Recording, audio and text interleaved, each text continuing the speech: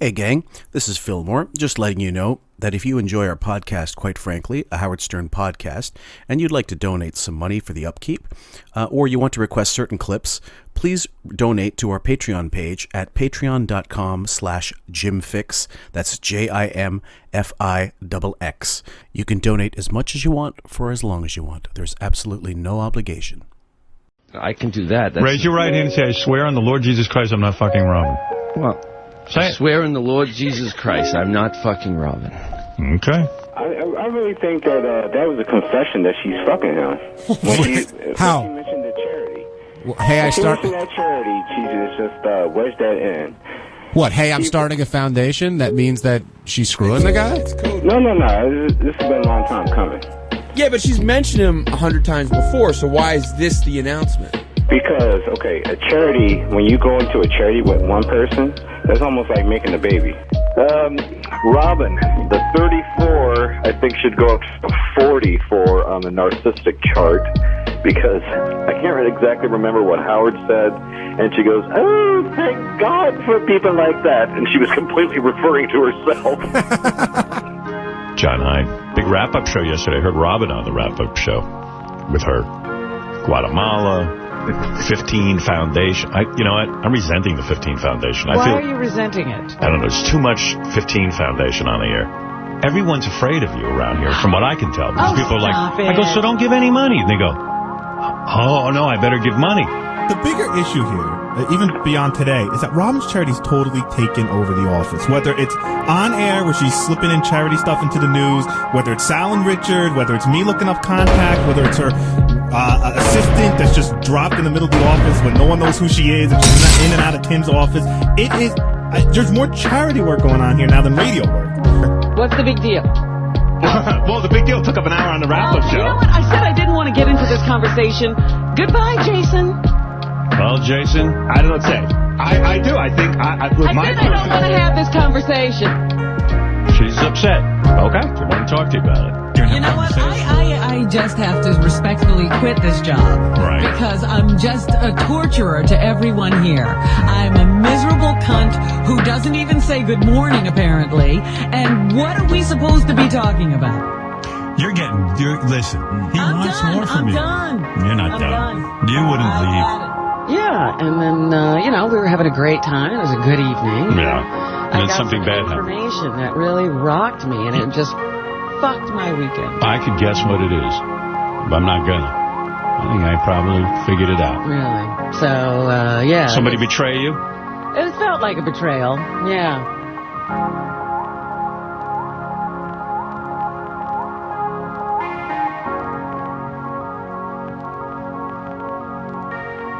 Hey guys and girls, welcome back to Quite Frankly, a Howard Stern podcast. You're listening to episode 2 of our 15 Foundation breakdown. When we left off the first episode, we had just gone through the initial beginnings of the Girls' Night Out from April 7th of 2008. It was a long clip, and that's all we got time for on the first one. So we're going into the wrap-up show of the same day and the Girls' Night Out discussion. Now, you want to give a little disclaimer to people listening to this, Sam, before we continue? Well, I just wanted to say that as personal opinion-wise, by the way, I think that the wrap-up shows sometimes during this charity saga were incredibly better than the actual main show. Oh, yeah. Because you could get callers actually telling their opinions, and then you'd actually get the guys telling their opinions freely.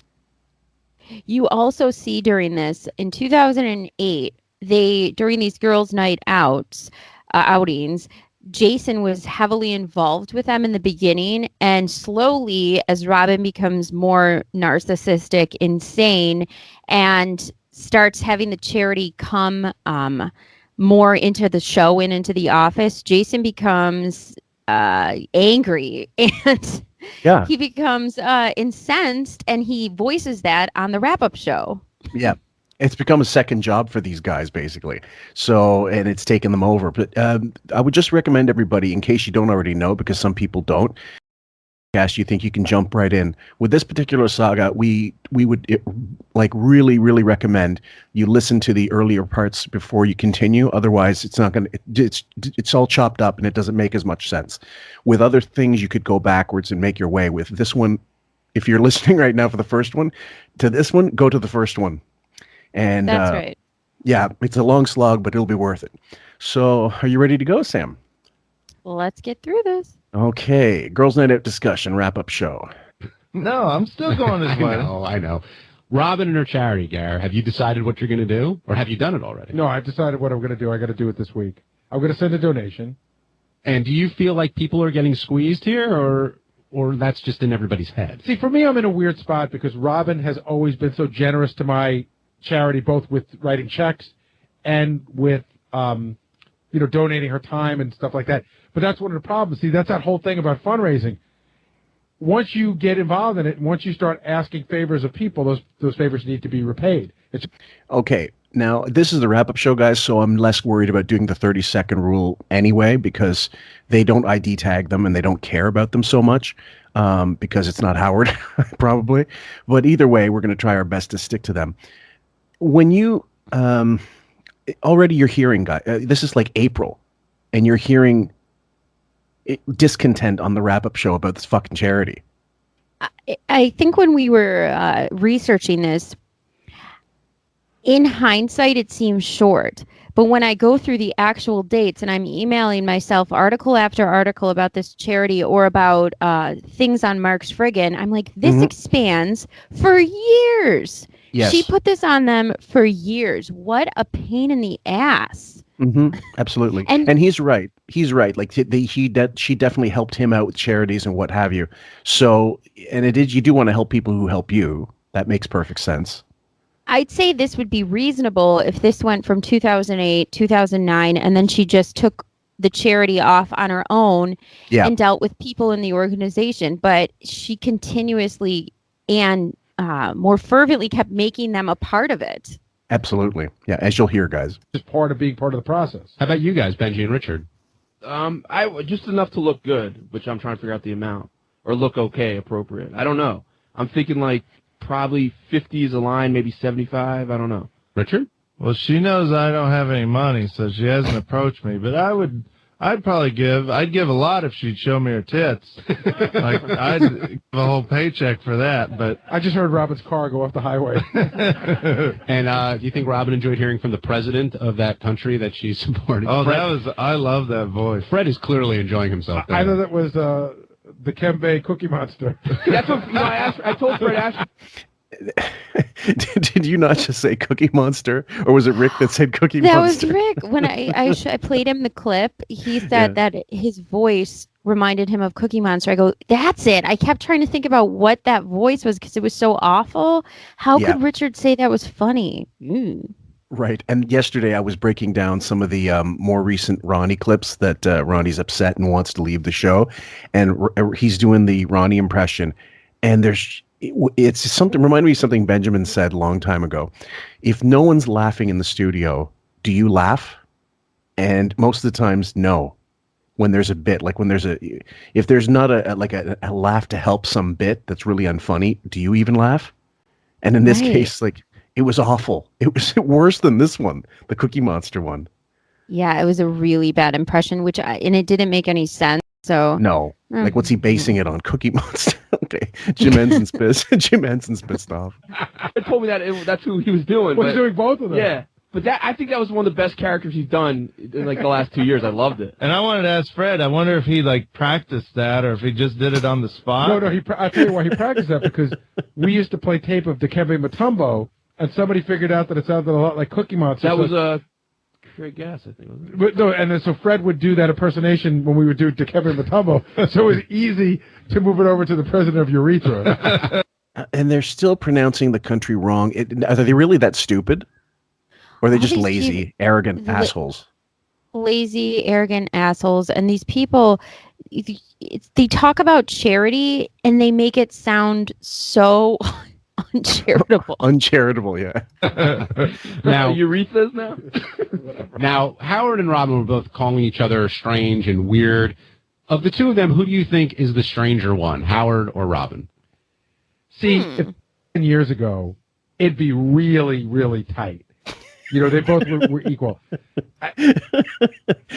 What about in 2020? Imagine saying that now. Yeah.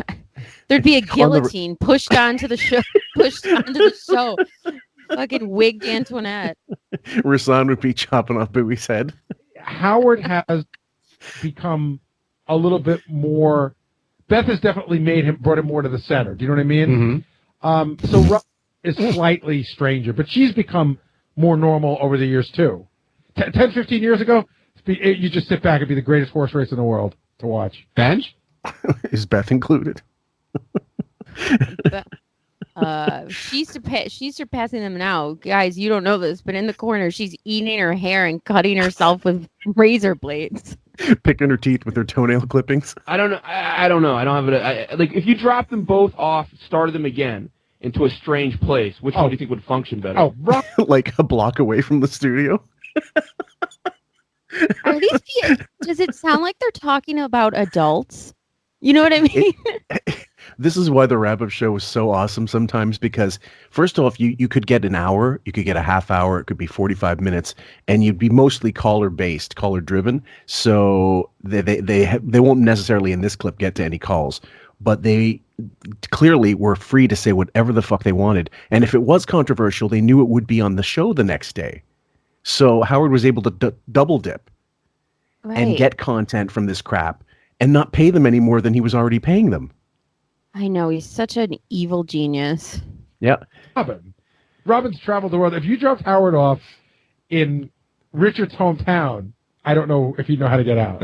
Richard, who do you think is the more bizarre one? Well, I mean, the thing that seals the deal is the coffee in the ass. I mean, that's just, when you hear that I think it's definitely Robin. I mean, no offense to Robin, it might help, but it's just weird putting coffee in your butthole. Now, that's a point that can't be overlooked. Now, Gary, you think it's strange that Robin's given Howard such a hard time about the way he wants to run his wedding, right? You're like, yeah, the wedding thing. I mean, listen, he's got a lot of people to deal with, and he's got the means to do whatever he wants. I'm sure there's some people who would like to do this and can't afford to throw 2 weddings. He can, and I don't think it's so strange.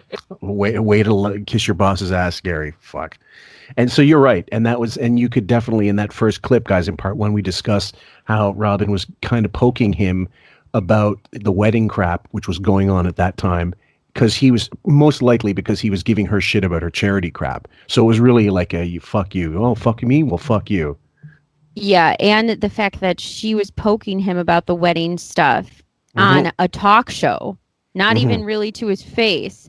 So the only way it got brought up is because he played the clip of the talk show, and instead of it being about her charity, he highlighted the fact that she brought him up. Yes, or that they didn't allow her to talk that much, and he kind of made it seem like, why did you go on this scrub shit show? Is that all you're good for? I mean, anyway, it was indirectly making fun of her. It's like a rehearsal dinner. I mean, do you think, first of all, neither one of these are like, actual weddings in the sense, like, I don't know if Howard's sort of putting it off as these are parties to celebrate a wedding, as opposed to that makes even more credible the idea that they didn't get married and that she kept her name because they're not officially married. I'm sure they are. There's a marriage certificate somewhere. Well, she didn't change her name. You don't have to necessarily change her name, but I think they're definitely married. But yeah. I definitely think it's weird the way they went about this. Absolutely. Actual wedding ceremony. I think Robin's thinking more traditional wedding, get everybody together to celebrate at once. Do you think Robin's heard it all that she might not be at the family one? Ooh, it's a good question. Don't know. Yes. Maybe why she's saying it's so weird. I'm sure she said before she does not want to miss out. But do you think she will be at the family one? She might be. Gary can answer that better than me. She might be there. All right. Teddy's playing. That's a no, wasn't it? She never made it. I don't think she made it to the family one. No, she got to hear Chevy Chase's brilliant ass-fucking speech at the celeb one. You know what's so incredible, too, is if you think about Howard, early 90s or whatever, mid-90s, he would have never, if you would have told that guy that he was going to have a celebrity star bedazzled wedding with, Chevy Chase giving a speech, he'd think you got to be kidding me. He was the total opposite of that. So Robin had every right to be like, what are you doing? Exactly. Yeah. And some callers are giving him shit too and you'd hear that more on the wrap-up show. Either way, the next clip, guys, takes us all the way to 2009, September 22nd. And this was in my original Saga on YouTube. I missed this and I couldn't believe I missed it. I was so pissed off. But Brendan Murphy actually is in studio in Robin's little bulletproof booth in the Robin mobile. And they actually have a little dialogue. It's a short clip, but that's the first and only time I believe he's in studio. So listen to Grifter Supreme personally. Who's this guy watching you do the news? This is a friend of mine. What's his name? Is, Brendan. Brendan. Let me say hello to him. Brendan is watching. Let me just see what mic you're on. You there? Say check. Check. Oh, it works. Go figure something new. Boy, how do you know Robin? Hold on. I know Robin through Jimmy Hester. Who's James. that? James and Dr. Ronnie. Oh, are you Dr. a Ronnie's patient? Robin through James. All right. Now, as it progresses, you listen very carefully, guys. Listen to Howard's tone from now until the end of the clip. First of all, it gets from cautious to antagonistic in almost no time, because he starts saying things about Howard that are personal, because he's saying, I met you in an elevator once. So he sort of had something on Howard, like information that Howard couldn't remember. And it also bothers Howard when any information about himself is sprung on him. Big time. He fields those questions. He can. He's horrible at it. Right. I met you a while ago, Howard. Where'd you meet me? We were in an elevator together, and we had a laugh. I forget what it was, but over at the old Reebok, remember the Reebok gym there? Yeah. And you and I were in the elevator together. I told Robin this. And somebody did something, I forget. We had a laugh together. Really? Yeah. I didn't remember that. Well, I wouldn't think You two you had would. a moment? I don't remember a moment. I wouldn't think you would. I was hoping you wouldn't. Sounds like a sweet moment. Yeah, it was a very nice moment. You fuck. So at the gym, the Reebok gym, I don't know where that is in New York, and I don't really give a fuck. But clearly, Howard's very uncomfortable with the fact that anybody would see him or know him, and like he has to interact with the fucking peons. And so there's this guy that has had some kind of interaction with them, and he doesn't like the fact that, yeah, you're right, he's advertising that's where he was, even though he'd mentioned it on the air many times. Yeah. Do you think this is part of the reason he's become so insulated, is because of these random interactions? Although, isn't that kind of weird? Remember he used to have Imus? He had that one guy report on what Imus's workouts were like for weeks on end, and follow him to a coffee shop and basically follow this guy stalking through his routine all morning and call in, and they would, Google. Now this guy I feel like Howard has withdrawn from life so much because he doesn't like anyone seeing him and doing normal things. Like, even this made him uncomfortable. Like, who cares? You were in an elevator. And I think call me nuts, I suppose, but the real reason is if you tailed Howard regularly, he's more worried about what people will find that is not normal. And so if he's indoors, you're not going to know anyway, except what he decides to tell you, which is if you choose to believe it or not.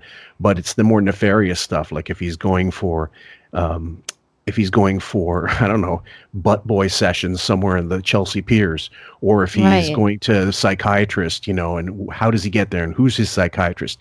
So Howard Hughes like. And so anyway, I'm sure he's just uncomfortable as all hell in this 3-minute clip. Fucking Robin or what? Oh, please. No.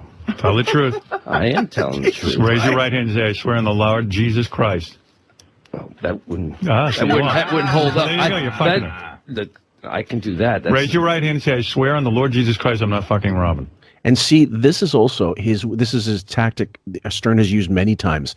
Go in for the attack. So this guy can't tell you any more about you and doesn't tell the people any more about you. Because he started off like, and now he's like, are you fucking Robin?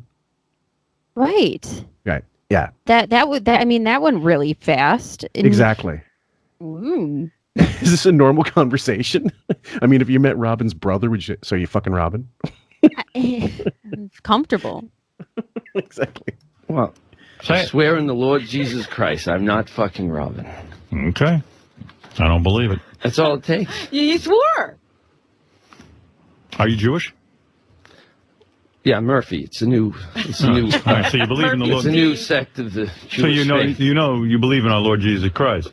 So I tonight- did. So you I used to. All right. Yeah. How do you know this guy, Robin? He told you. James Hester as a mutual friend. Okay. So he's completely. First of all, he's not listening to him. Second of all, he's frazzled as fuck. And he's very. How do you know this guy? He's really on his heels. Totally, completely. And do you think that Robin brought him in there to fuck with Howard, or she just didn't give a shit? I think it wasn't calculated at all.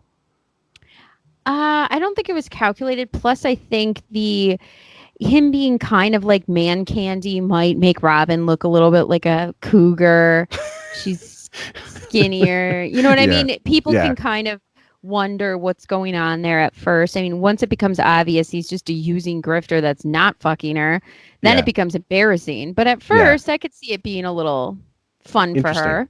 So basically, you think it was her, like an ornament for her, like Yeah. to make her seem more than fuckable. Yeah, why not? Okay. All right. Something's up, gang. What something's up? This guy's fucking you. Oh, please. Who cares? Yeah. What You is ever she? kiss Robin? 10? Yes, absolutely. You have? Yeah. All right. well, Goodbye. ladies. Hello. Goodbye. That's you it. know. Yeah. You ever touch your titties? No. Raise your right hand and swear on the Lord Jesus Christ you never touch Robin's titties. I mean, I could do it all day. Do it. Then do it. I got nothing but time. I've been here for like 10 seconds. Right, I know. I came You got out a of the girlfriend? elevator. I'm in a chair. You got a girlfriend? So you're right. He sounds like a fucking 11-year-old. Did you get some side tit? How many knuckles deep did you get in there? I mean, it's really, I guess it's meant to destabilize the person completely. Well, it's to take out of him going into sort of any anecdote about the Reebok Club.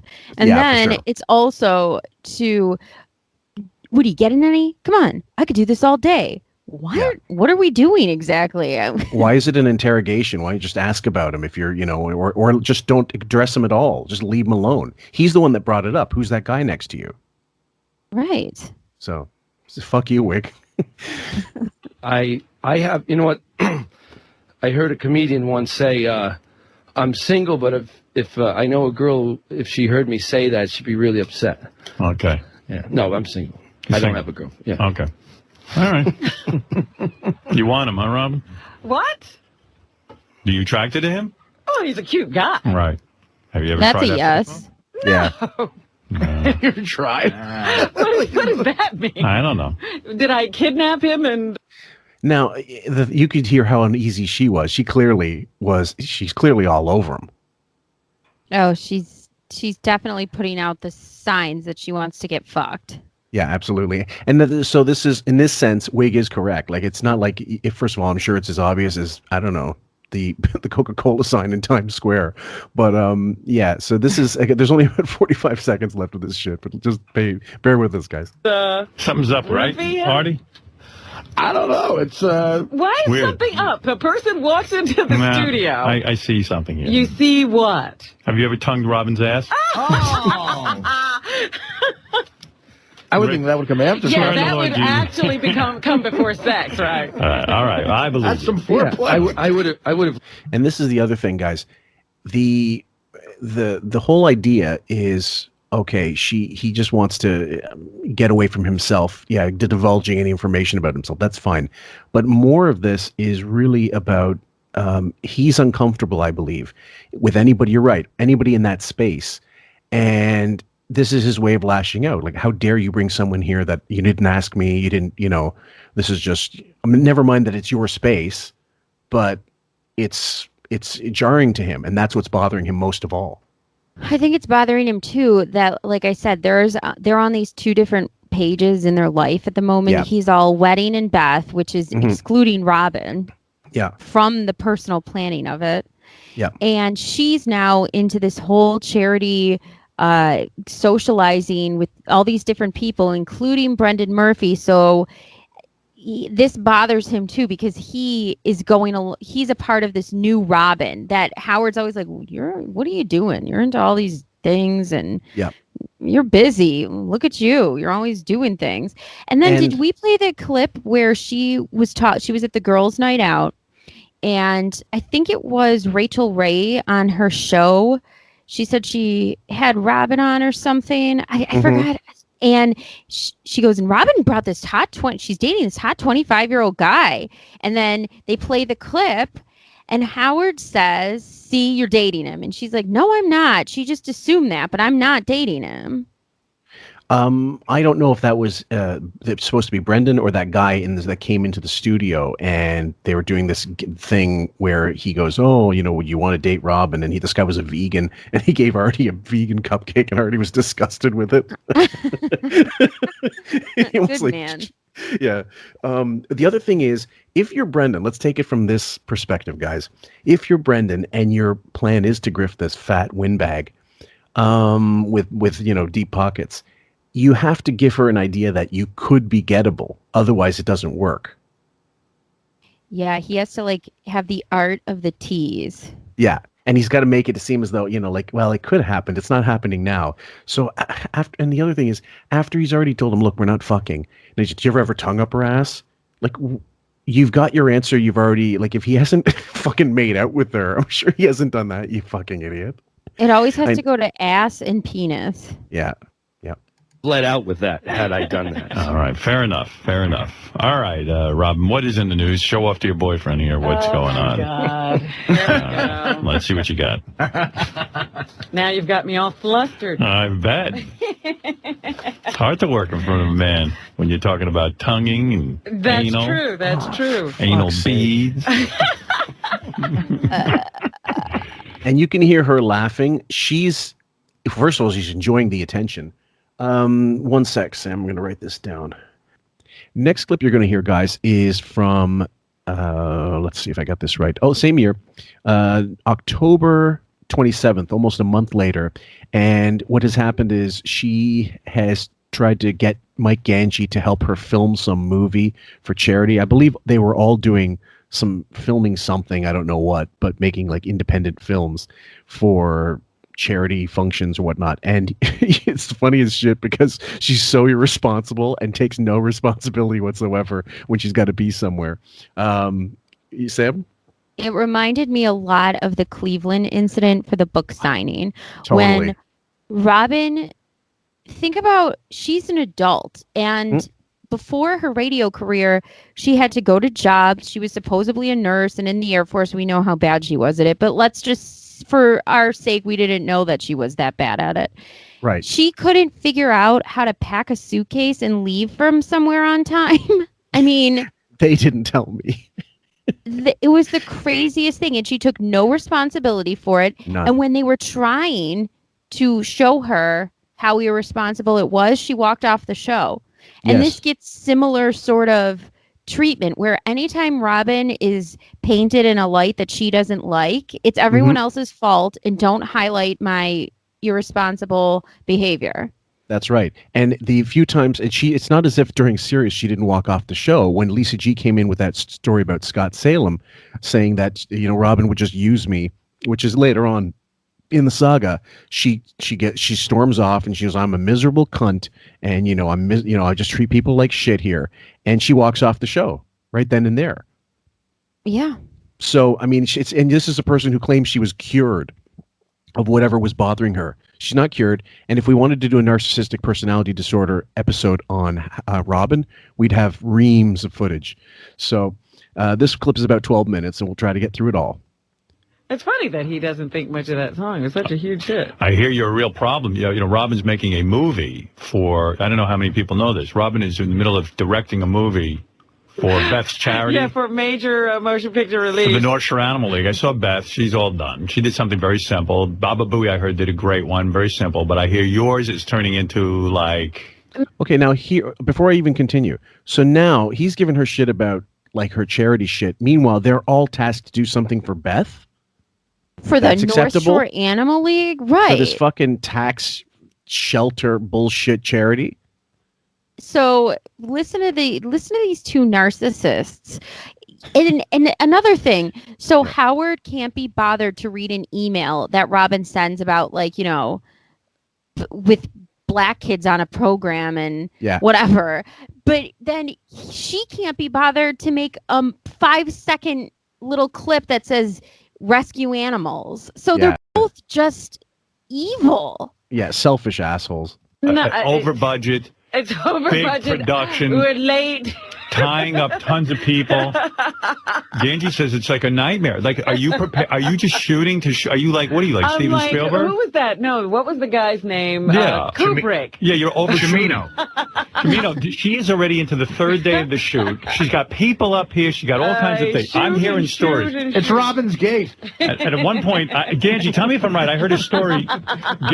Okay, so Ganji comes in and he's going to tell stuff that makes Robin out to be. I mean, I'm surprised she didn't leave during this. She stuck it out, but you know she wanted to.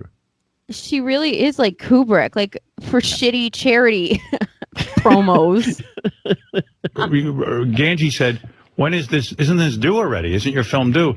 And Robin goes, I don't know when it's due. Ganji goes, well, when is it due? She goes, well, you can find out. Oh my God. That's exactly how it went. That was word for word. In that tone. It was. She's yelled at me more times with this thing, and I'm like, first of all, I'm doing you a favor. Start shooting, and Ganji was sick. That's my fault. Has Sorry. been so sick that we can't get it done. Do you think this is so? It's his problem because he's sick. It's his fault. You hear so that? It could, yeah, of course, because they're very understanding over at that show. But and it's not like he's getting paid extra to do this shit, Ganji. Poor Right. fucking poor Ganji. I know that you wake up at 4 a.m, 5 days a week, but you better come to my house when I tell you to, and then Yeah. figure out everything else. Yeah, and you arrange how to figure it. Exactly. too much pressure? No, it's my just crew is sick. every time I ask Robin like what she wants, she's like, I don't know, you figure it out. Like I'm That's like, well, not it's your true. project. You're I'm just full of helping you. You know what I mean? He was in bed for 2 whole weeks. So now that he's out of bed, he says that you're not We're taking. done shooting. Is she directing or is she handing over the reins? She's handed over the I have reins. not Yeah. handed over the reins. He would never See. know how to cut it. He's sending me the raw footage tonight. I will go through it. I'm sending her a cut tonight. Yeah. Okay, now so this is a guy who's got a I don't know what the Howard TV what they all had to do. I imagine a little of everything. Like Richie Wilson, DePace. I mean, some guys did editing, some guys did the actual filming because they weren't quite the cameras were of a different variety, different different over the years. But it's not like Ganji went in there from I don't know 5 o'clock till 10 o'clock or 11 o'clock and then left. You know he was there the whole fucking day. Yeah, and then he had to edit, shoot all the extra stuff that they needed for Howard TV, and do you like how Robin says, "My crew"? You have a crew now? It's actually just Jan. They It's just only get Ganji. paid one job. You're not even getting paid for this. Ganji's eight. Was it? Let's see, about 4 years away from becoming a Twitter spammer for Lana Wachowski. That's what I'm I'll saying probably here. have to fix it, but he's now pushed us to our backs to the wall. Let me tell you something. It's her project, and she didn't even know when it was due. illness. Like she doesn't know when it's due. Is this too much pressure for you? I'm being serious. You. No, it Is was it too much? Again, I was ready to start weeks ago when he. Again, she never said it. I hate when she fucking does that again, as if she's already said it and you've heard it, but she hasn't. Go ahead, Sam. What? Is this too much pressure for you? She's done nothing. Yeah, She's done what pressure? Nothing. It's Ganji. You should be looking at Ganji and saying, is this too much pressure for you to have a full-time job and then have this cow yelling at you and not learning her homework and schedule? Fuck you.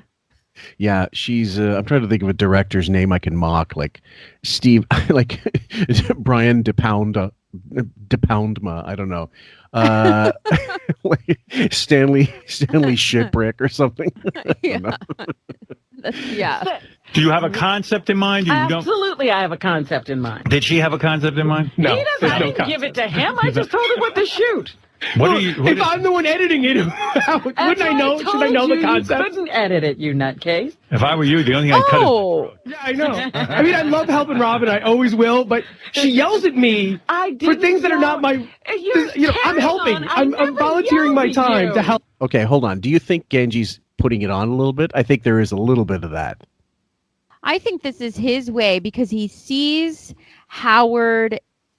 Howard has been into antagonizing Robin, especially when it comes to this charity stuff, and they're kind of been pushing each other's buttons passive aggressively. So I think this is Ganji knows it's his opportunity. If he wants to voice what a pain in the ass she's been, it's now or never. It's better on the put air. it on. So you think he sends the note to Howard? Howard gets the note, says, "Come on in and tell me all about it." And Howard's got the okay, so he's now clear. He's freaking clear. Right. Because Robin knows this doesn't happen unless Howard says it's okay. That's right. And I love how he's such an Ganji's the nutcase. Yeah. Because you did you give him concepts? I gave you concepts. No, you didn't. Well, I have them. Why would I share them with you? Well, I'm the one putting it together.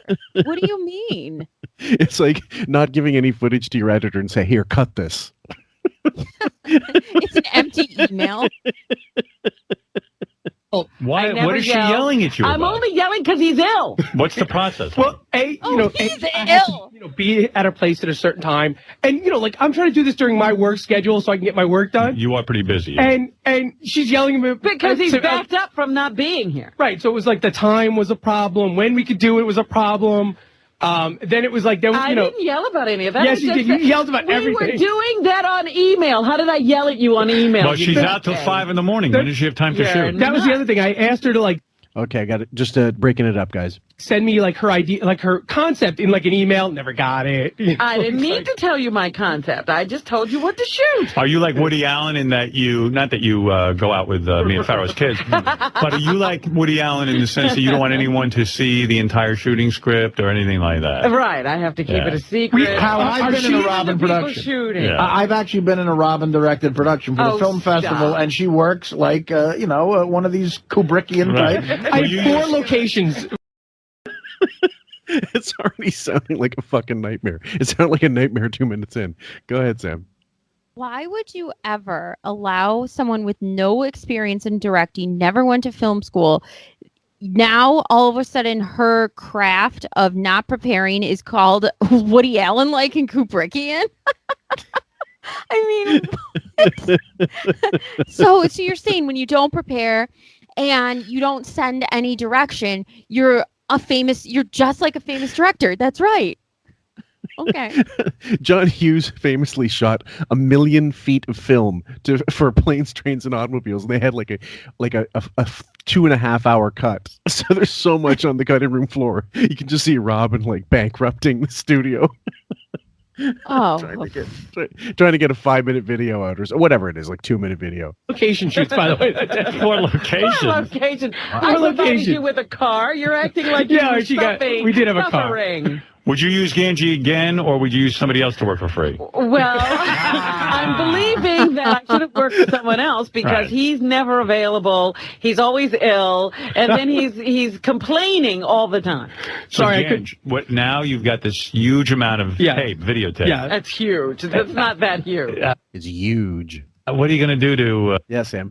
And it's for a charity thing for the North Shore Animal League for Beth. I don't understand why Robin would do this anyways. I mean, what? Does this make sense to you? I wish we had do we have the product? I don't remember. Because I don't recall it specifically, but either way, if it's Robin, I'm sure it was just a matter of someone like Beth going, "Robin, could you film this? Whatever. Could you film, and she goes, "Yes." Not realizing what it's gonna fucking entail, when she really just should have given money if she really didn't want to do it, or if she thought she couldn't do it. But Robin, probably like Howard's, not going to say no. Not directly. So it's all about, well, now you got to do it. And then all of a sudden she's tasked to do something. Like even her book. Do you believe she wrote that book? I mean, it's stupid enough to sound like she wrote it. I'd say she transcribed it. I'd say she spoke into a recorder and they just transcribed her pontificating about her life as if she was I don't know, Mark Twain. Yeah, Robin's like Judy Garland when she's at the end of her life. Settle off. love Rob's that. just like drunk talking into a tape recorder, sending it off to Judith Regan. Like, what am I supposed to do with this shit?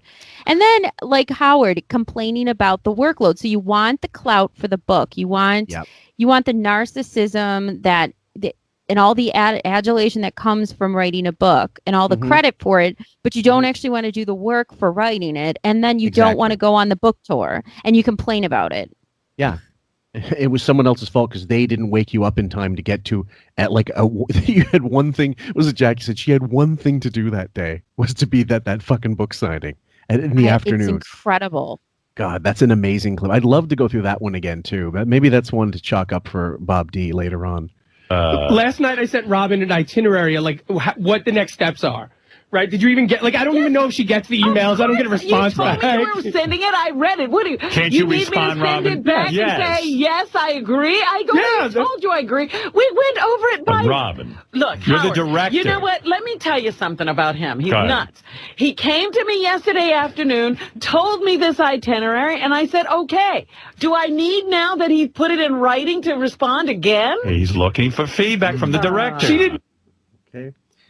I don't believe for 5 seconds Ganji approached her about this and she okayed anything. I think that he wrote her an email or said, maybe he said, Robin, we still have to go over these concepts. I'm going to send you an email about them. Let me know if it's okay. And she probably just blew it off. So you think her take that she told him, physically told him personally to his face, yeah, it's fine. But it was flippant or something along the lines of, Robin, I think I'm going to do this, but I'm going to send you the broad strokes, like the rough outline, and then can you take a look at it? And she probably said yes, and then didn't do it. Yeah, that's the latter. That's what I think happened. Okay, sounds more like the truth. No, but at the time we talked yesterday, she had no idea when this was due. So now that we know when it's due, I gave her when everything needs to happen. You said that. I'm sending it to you today, is what you said. Right. And I said, okay. But I don't know if you get the email. Are you saying she's a bad director?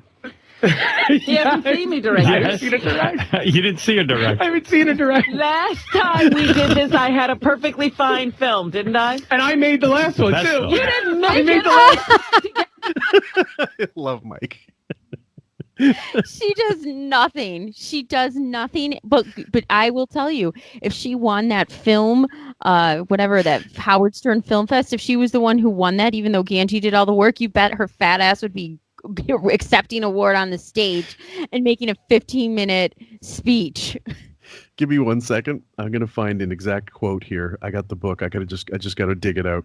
In Bob Geldof's book, Is That It? It was released around 86, well after Live Aid, but he had signed to do the Pink Floyd movie, and Alan Parker was the director, and he said he'd already done that, and he said he was operating on the dictum, Michael Winter's dictum, that democracy on the film set is 100 people doing exactly what I tell them. I love that quote. And Robin's That is a great quote. Robin's being just a director's nightmare. Rather, I had the concept. I such wrote a liar. the whole thing. I did the whole last one. You did not write a goddamn thing. You cut it off. I even voiced it. It was my voice on the last I had to tell you to one. voice it because we were at the last minute again, and I didn't have time for it. Should Robin get any... I didn't have time for... What? She's insane, and her voice, when she becomes more insane, sounds unraveled, strained, heightened. I mean, it's hard to listen to through my headphones. Oh yes, it's deranged. It sounds like someone who's. It's the same way. Weren't you just listening? Were you? Was it Bob D sent us the clip about chess and the fight that Howard was having with Beth back in 08 or something? And when he starts getting challenged, he gets louder, more obnoxious. It's the same with the Bowie dinner thing. Like everybody piles on him, he just gets angrier and more frustrated because no one's agreeing with him. Yeah, Robin sounds... she really does sound like Judy Garland, like, oh, you sons of bitches! A red Manchurian candidate machine. Red China This machine. obvious Nazi machine. Nazi machine. Credit for her film or not? No, Is this I'm Mike going to put my Gange's name film? on it. Did I take all those pictures? Yeah, last time you took the picture. Thank you. About this time. No, I did everything. He shot everything, but I was with him with the whole shoot, except for these interviews. You nut. Now Bowie comes in with it. And Bowie's. This is where Bowie's good. What is it, Gary? Robin, how long does the movie have to be? 2.5 minutes. See, until yesterday, she didn't know. She said, how long does it have to be? She yelled at him for that, too. Why did she yell at him for that? Oh. My God. The dysfunction runs deep. Could you? Let's think about this. Sure. Robin, what do you have for homework? I don't know. I left my book bag in the car. Okay, can you get out of the car? Why didn't you do it? Robin, your book bag's empty. Well, I don't know. My leg hurts. Yeah, because I didn't know how long it's supposed to be. You guys are... Yeah, I love how they pay me. I never yelled about anything. Yells about everything. And where is Gary? Gary's doing the wrap-up show. What does he know? You know what? Everybody's a little, they come and tell me, but I did see you. I know. Everybody says I yelled. If I open my mouth, I'm yelling. I did see you yelling. Well, you kind of do. Isn't that the nature You're of a the voice? nutcase. You're a nutcase. You stick for 2 weeks. You're right. The Judy Garland thing is almost truly apt. Like it's a completely apt comparison. If you really compare the more histrionic points of that Drunken Judy tape, not the calm parts, obviously. Right. Yeah. Except Judy was talented and well loved by people. She was also sounded like she had an IV of scotch and Percocet in her system. Yeah. You weren't screaming at him, but he was at the door while I was doing the break with Howard, and you were like, "Get it done!" And Gabe said, "I don't know what else to do." She was like, "Well, find out." I did hear you say that. Yes, but he was sick for the 2 weeks I wanted to start shooting. But that's not the discussion. You did yell at him. The point is that he's... So she's not even accepting that. I had to cut that off, guys. I'm sorry, I have to jump in there. She's not accepting any responsibility. She's not even saying, yes, I yelled at him. In the bro fight, she goes, her rationale was, she didn't say, yes, I made a mistake. She never ever says, I made a mistake saying that you called Howard a jerk. She goes, well, if I didn't do that, you wouldn't have this discussion. And Artie goes, well, thank you, Robin. Yeah, Robin cannot accept responsibility for being wrong. The only other time she threatened to walk off the show, I think, is when that robinswrong.com. Yes. They were going to have the guy come in, and she goes, if you have him in, I'm not coming in. I'm walking off the show. If he comes in, I'm walking off. Because Robin cannot be wrong, and this is prime example. Yeah, this is truly amazing as a psychological study. The reason we're behind schedule. Nate, I'm sorry, my volunteer time was busy. Do you now have a greater appreciation for Alfred Hitchcock or the great directors? I've always had great respect for directors. It's not so easy. I thought you would. Great respect for directors. Sounds like your DP is taking credit for your entire film. He loves to take credit for everything, but he does nothing but what I tell him to do. I hate the. The mental gymnastics to make her seem like a director is astounding. Yeah. Ganji under the bus here, I really do, but I recently heard him refer to Robin as Francis Ford Coppola. Oh, man. Ganji, so what is your schedule now? You've shot everything. You've done interviews on your own. We just did the last interview this morning. Right. And now we're you have to halfway edit? through. Yeah, we're halfway through edit. And then when you're all done, you'll hand it to Robin and she'll tell you if it's good or not? This is exactly. Tonight she gets rough cut version number 1. Right. I'll email, and hopefully she'll get it, because God only knows she won't tell me. I didn't need to give him notes yesterday. He said, you'll give me notes. It sounds like it strike me if I'm correct me if I'm wrong, Sam, but it sounds to me like they're actually in mortal fear of having any interaction with her. Like Ganji sounds almost hysterical in his. I mean, it does sound like he's trying to laugh it off to make it seem less than what it is, just to minimize the. But really, what he's saying is, look, I do this bullshit on my fucking free time, in my time off, and she's not responsible enough to be somewhere at a certain time to get back to me in a timely fashion when I got to cart all this fucking camera gear to do. And that camera gear in 2009 was, that they would have had, it's a big pain in the ass. It's a ball ache in 2020. So imagine how bad it would have been then. And then not getting paid for it.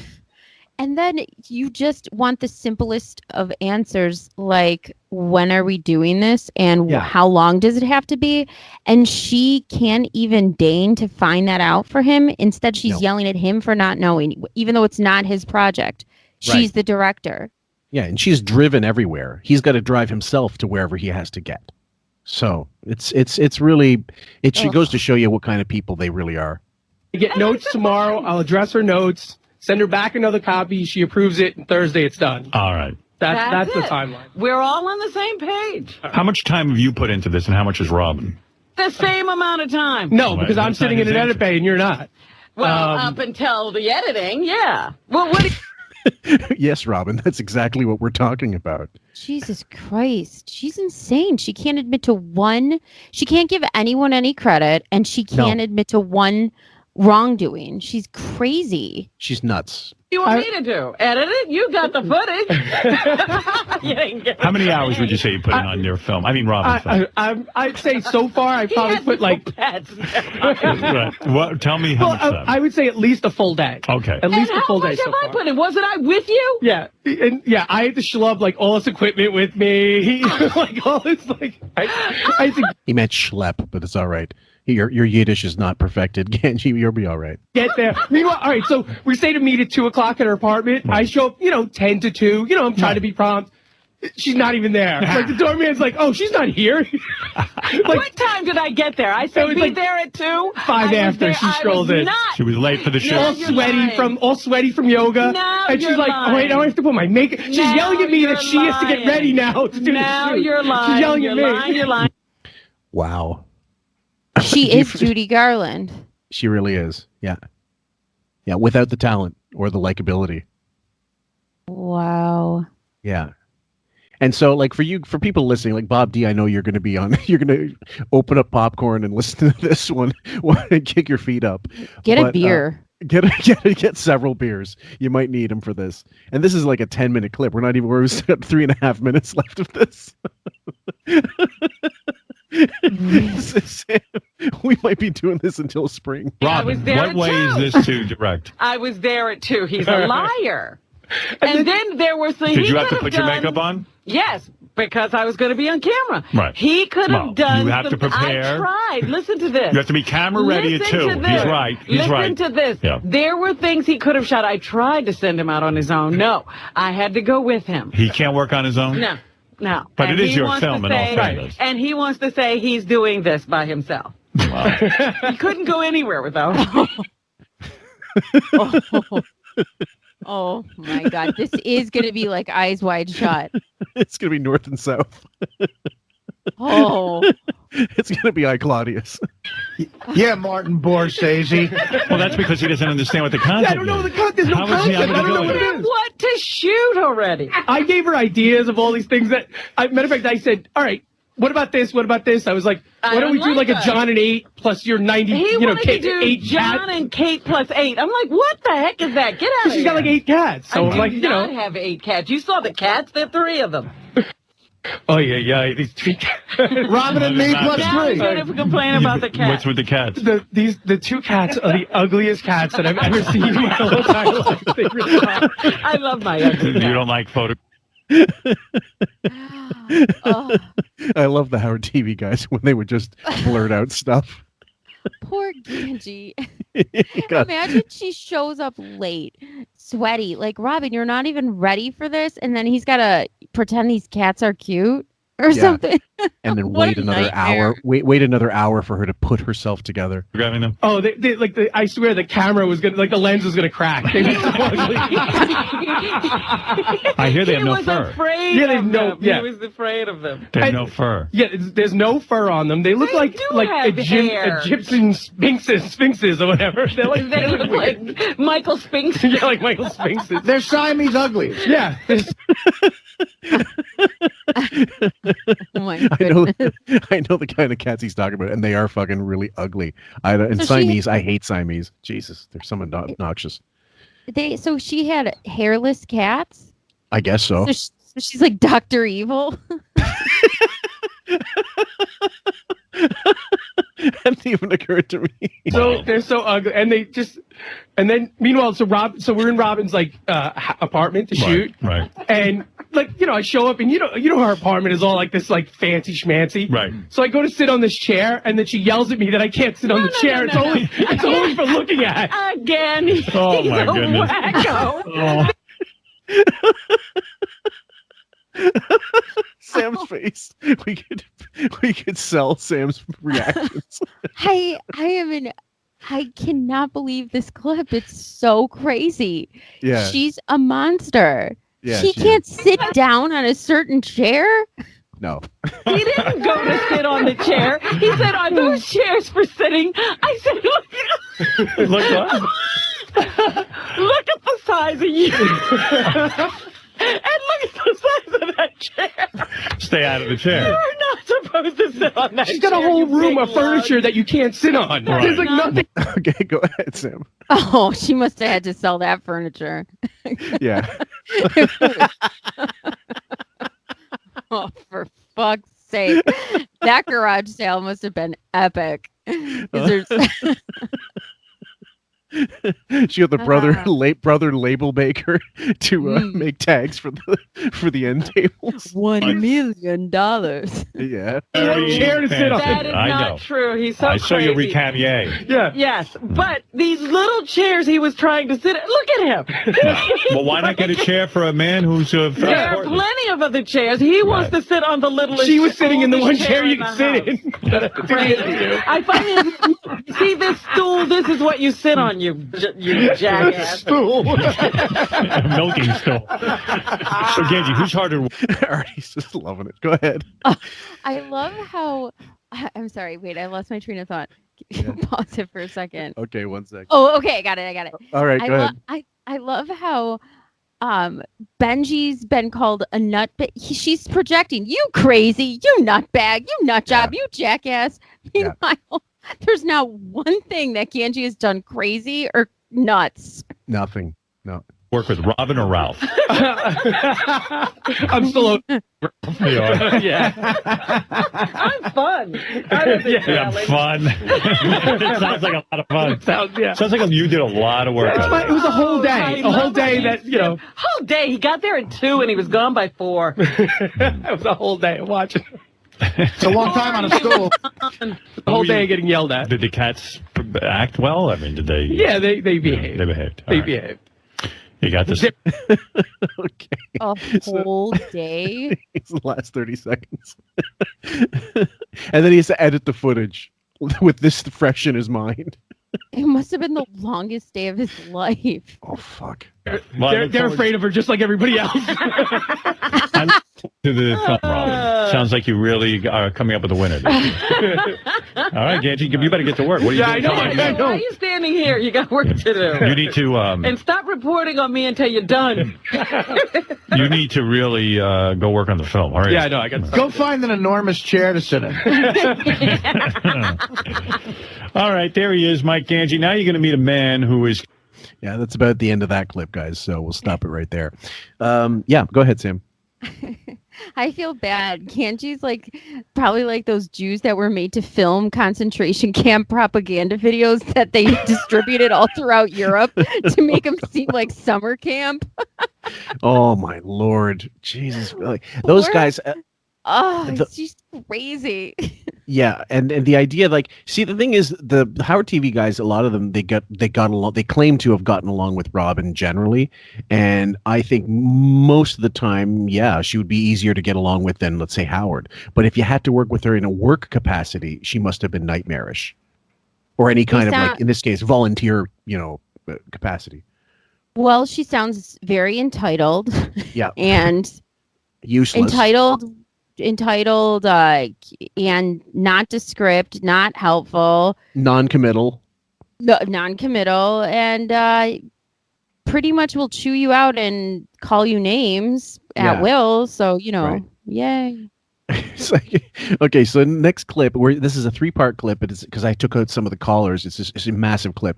This one's from the November 16th of the same year, 2009, early Brendan Murphy shit via Guatemala trip announcement because she decided she was going to Guatemala. And I have a screen cap here. This was for the United Nations Girls Fund, I think it was called, Girl Fund. And I have a screen cap from the time of, but you won't find a record of it on the United Nations website or anything else because why waste that fucking bandwidth on a pithy charity that doesn't exist anymore. At any rate, you remember the premise of this clip. Yes, I do. Hold on just one second. I like the top, I guess. I don't give a shit, really. Tough crowd. I mean, it's nice, whatever. Just do the Just do the headlines. Look who I asked. Yeah, I don't know. How do you don't like the top? She looks like a broad in a shirt. Why are you laughing? It's just like girls put so much work into what they wear, and then Artie's like, I don't care. Just let me see the 30 double Ds. Right. Artie was so fucking good. This is at like near the end of his time there, and he's still able to like make me laugh. I know. Yeah, it's just sad. They're there, don't worry. Yeah, I can't see him through that fucking Lorne Green shirt you're wearing. See, you don't like the shirt. That shirt is that hides every bit of Lisa's figure. You look like Haas on Bananas. For us, if you don't mind. All right. Well, the lovely Robin Quivers is returning to her charitable ways, now working with the United Nations Foundation on their Girl Fund, which invests in the lives of the 600 million adolescent girls in developing countries. Now, I'll put a screen cap in the video. I got to remind myself, actually, of this one. And once again, it was, as far as I could tell, because there wasn't much of a description of this, the Girl Fund was really about... it was I would say nondescript, but that's not true because it really was about just helping education, encouraging education in Africa, in African countries. So not an unworthy charity by any stretch. And if the UN was involved, I'm sure it had some kind of weight to it at any rate, but certainly more than the fucking 15 Foundation eventually would. Yes. Let's keep going. Seeing how Robin ran a movie, or I'm sorry, a commercial for a 2.5 minute film. Yeah, a 2.5 minute film. Seeing as how, on the ball she was for that. Could you imagine how she ran this charity? No wonder why it failed miserably. Yeah. Robin has teamed up with the UN Fund to hold an invite-only reception where donors can learn more about the Girl Fund. Robin also... By the way, you hear this explanation of what Robin's doing? I got some email from Robin about her... Whatever this is. I will never do an event like this again. It's been hell trying to explain it to I don't people. even know. I got it, and I started to get bleary-eyed. I have the attention span of a fly. See, that's why the new Sirius TV commercial is good. It's very simple. You see Elvis, you see Michael Jordan, you see... Yeah, and he also has the brain capacity of a fucking fly, so it's an apt description. Yeah, Sam? Yeah, both of them. When you ask them to do anything, either of them, it's like they just glaze over and no thank you. Yeah, exactly. And then you go, okay, it's not great. Taxing. It's not taxing on your head. Robin sends me a thing in the email for some charity she's working on. I go, okay, let me see what this is. I start to read 2, 3, 4, 5 lines. I go, I don't know what the fuck I'm reading. I call him baback. Do you understand this email? She don't understand it. Nobody understands. I said, that's it. I deleted it. What did that email say? I don't know. And hearing Lisa describe your latest charity, I don't know what it is. I just can't figure it out. Could you imagine, like, if this email was written on Ralph's dick, you think he could pay more attention to it? Yeah, anyone's dick, really. Yeah. So this idea that he can't understand it, the English major he married can't, or was about to marry, can't, or no, he did marry by that time, can't understand it. And what is it that you can't understand about a fucking charity? Is it Robin's not being clear, or you being a fucking 79 IQ? Well, I guess the Girl Fund was for education for girls who need it all around the world. Yeah. So maybe it was not so clear as to exactly how that's going to happen or which schools it's going to or what countries. I'm not sure exactly what they were confused about, but Howard in general just anything that isn't being told to him, he's not reading. He doesn't care. Right, and also, yeah, that's basically it. If it doesn't interest him, he's not going to pay attention any more than somebody in the studio saying something he's not interested in. Just fucking powers through it. Like, just recently, Siobhan was on the phone saying, "I can't afford socks." He goes, "Well, great to hear you're doing well." Yeah. It's like an episode of Frasier where they fell asleep because they were doing the night shift, and this guy was telling him about his insomnia. And Frasier said, "Well, he woke up and suddenly goes, well, just get a good night's sleep, and I'm sure you'll feel better in the morning." He wasn't listening. Well, that's a good one. I love that show. I love Frasier. I love Frasier. Yeah. I watch the reruns. So do too, a lot actually. Robin's charity event discussed it on 11/19/09. So Howard actually asked Robin how the night went. He didn't go to this charity. That's right. He as you'll find out. explained. Yeah. So he had no dick. intention of doing anything about this. Like the least amount of stuff possible for a charity. And I don't blame him. I'm not giving him shit for this, but it's the way he goes about it. Like, I'll donate money when this thing is. Anyway, you'll hear it yourselves, guys. Sad. Very sad. And then it's like, I think that guy you're fucking is painting something. Oh my God! No, the painter, the artist, is presenting some art for the reception. Please. What?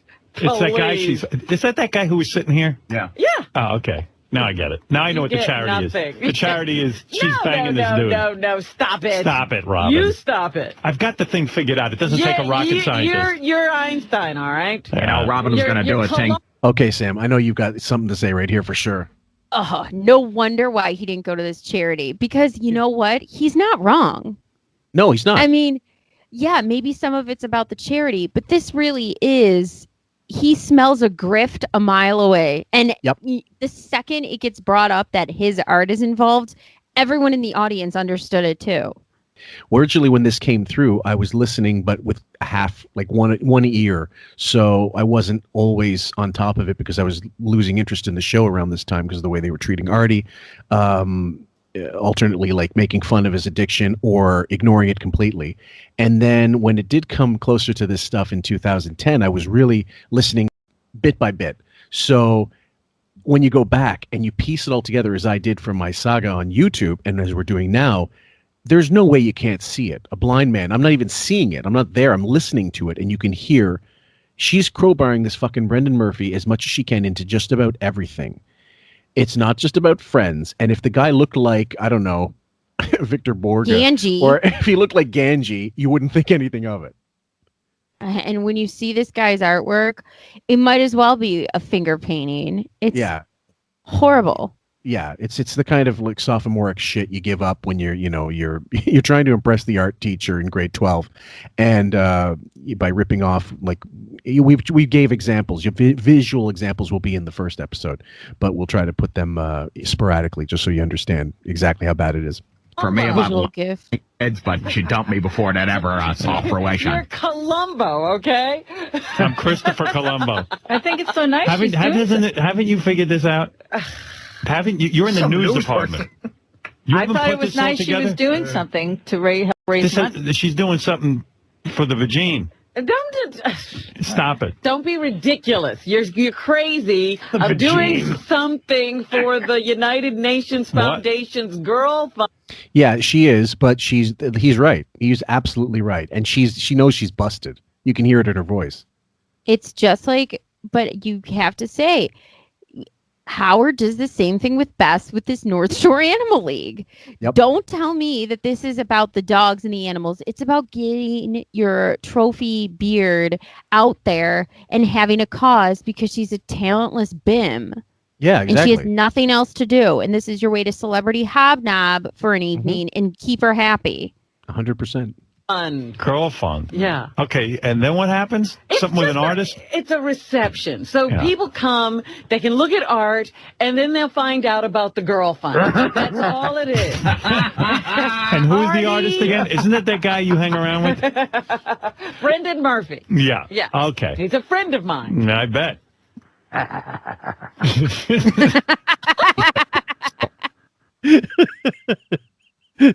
Yes. Couldn't get a Jackie laugh, but we got an Artie laugh, which is even better sometimes. Oh, my John. What is that guy who laughs at everything?